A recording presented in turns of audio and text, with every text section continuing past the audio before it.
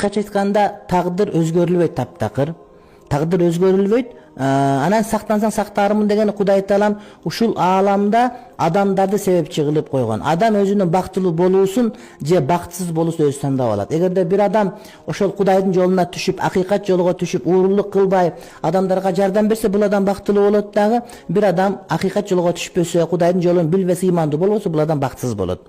Эми ошол адамга бул ааламга жаратып, ага тандоо ыктыярын берип туруп, анан кийин ошол тандоо ыктыярын кандай пайдаланып, кандай жолго түшүп, акырында бактылуу же бактысыз болуусу ошол тагдырга жазылынган. Аны Кудайым алдын билип жазып койгон. Кудайым бир адамды сен бактысызсың, бактылуусуң деп койсо, кыяматка барганда бактылууң чыкпайт, бирок айтат да бактысыз, мени өзүң бактысыз кылып койгонсуң дейт. Демек, антип айтканга болбойт. Адам өзүнүн бактысыз кылган жолун өзү тандап алат. Ага тандоо ыктыяры берилген. Ошол тандап кандай жыйынтыкка жетерин Кудайым Кудай болгон үчүн алдын алып тагдырга жазып койгон.